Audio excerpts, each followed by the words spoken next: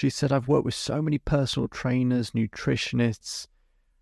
I really can't stop eating certain foods that I know are bad for me. I really want to stop eating them, but I just can't. And I've tried all these psychological techniques to make me not like certain foods, etc. And David, I'm just stuck.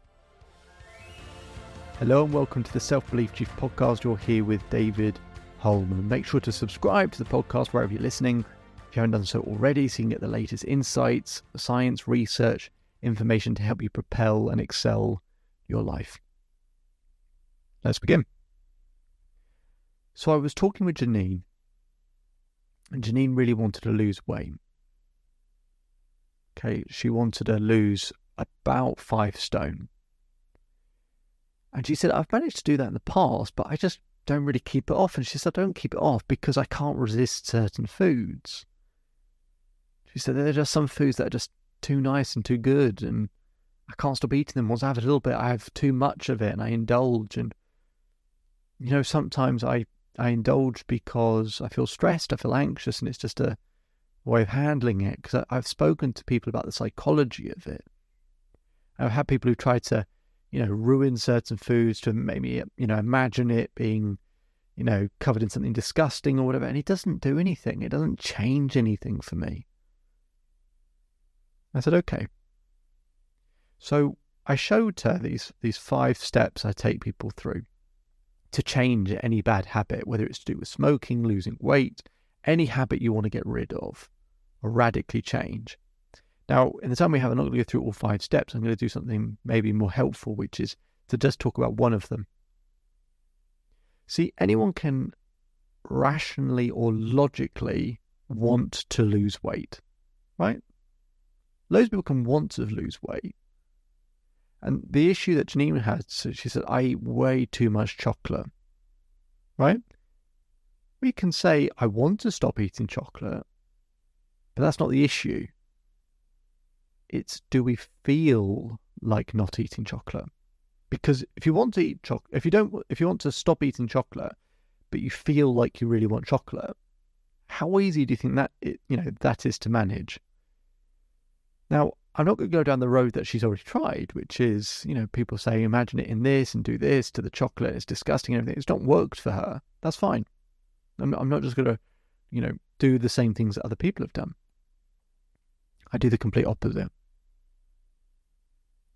So I put her in a subconscious state. And I said, okay.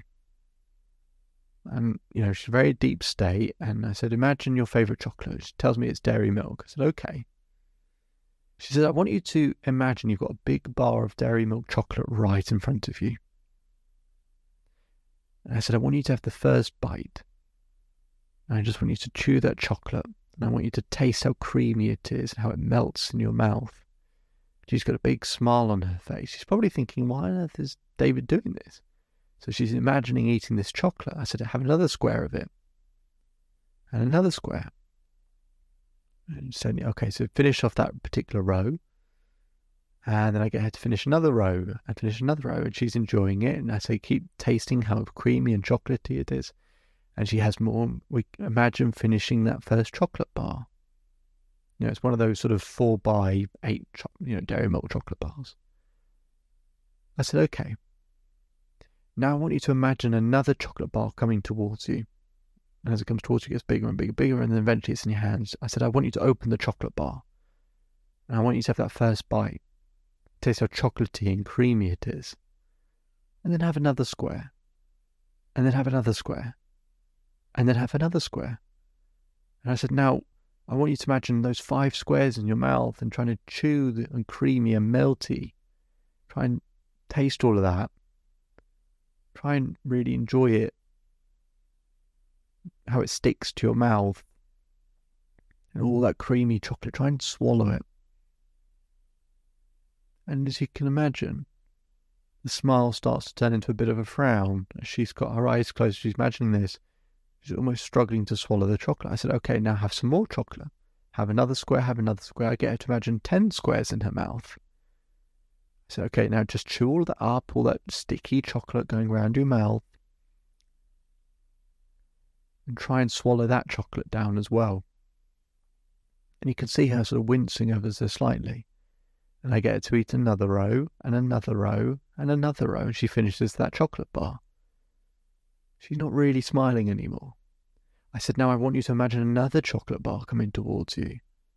And I want you to have that first bite, and have another square, and another square, and another square.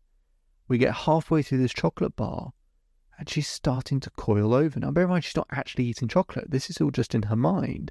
Because she's in a deep subconscious state, she's really feeling like she's tasting the chocolate. She's starting to coil over, her head's starting to go down in that way that you do when you feel like, oh, am I going to be a bit sick here? Now she's starting to hold her stomach. And I said, well, have some more chocolate. And have some more. And imagine those 10 bits of chocolate swirling around in your mouth, that creamy texture, sticking to your mouth, and try and swallow that down. And we get to the last row of that chocolate bar. She goes, David, please, I can't eat anymore. As if I'm actually forcing her to eat real chocolate.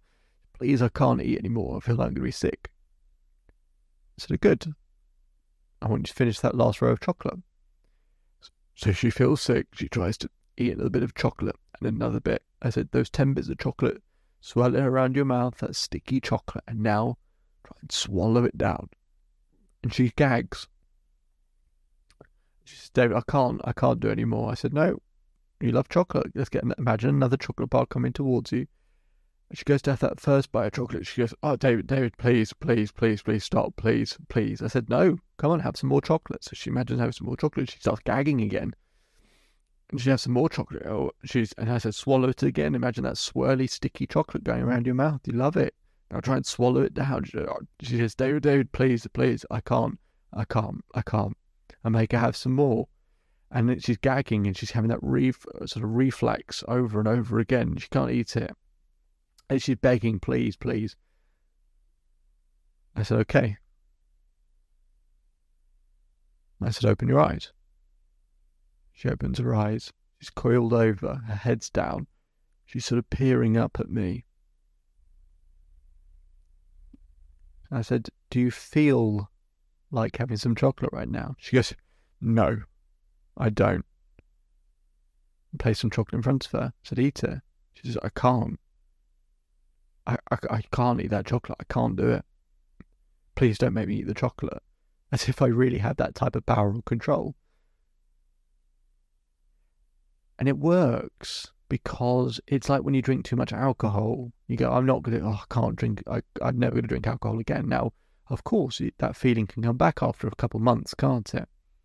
So we can reinforce the exercise back into that place. We keep conditioning it and conditioning it.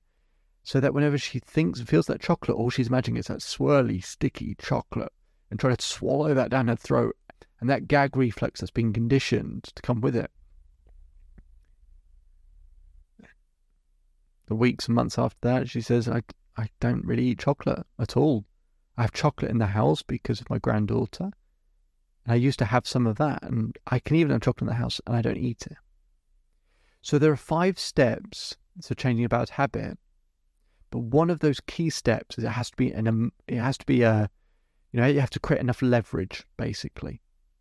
You have to create enough leverage, but you have to have an emotional response. It can't just be a logical, rational thing to quit, right? That's important to want to, but your body has to have the response that it doesn't want it.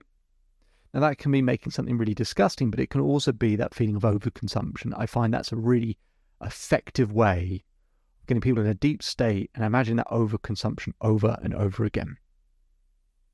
That can help change any bad habit. If you want to find out more, go to the Self-Belief Chief website for more free resources and information. My name is David Holman. If you change today will change your life. So enjoy the rest of your day. Enjoy the rest of your life. And I'll speak to you again soon. Just one more thing before you go. So I hope you're enjoying the daily episodes. We put in a lot of work to keep providing content because to create permanent change needs consistency. To get that consistency, we want to make sure we keep providing you value on a daily basis. But to keep up with that pace, could we ask for one very small favor? If you could take the time to leave a 5-star rating either on Apple Podcasts or Spotify. We'll put a link in the description for you to be able to do so. That really, really helps us out and helps us to keep providing content as frequently as we do. And we'll do one more thing to provide some extra value. If you take a screenshot of your rating or review and send it to selfbeliefchief@gmail.com or DM us on Instagram, I will provide you with a free coaching session with myself. Okay, so it'd be fantastic if you could leave that 5-star rating so we can keep providing content. Just simply click on the link in the description. It'll take you 20 seconds. And if you want to go one step further, take a screenshot of that rating and review, send it to selfbeliefchief@gmail.com or DM us on Instagram, and we'll arrange a free coaching session for you. Hope you enjoy the rest of your day, and see you on the next episode.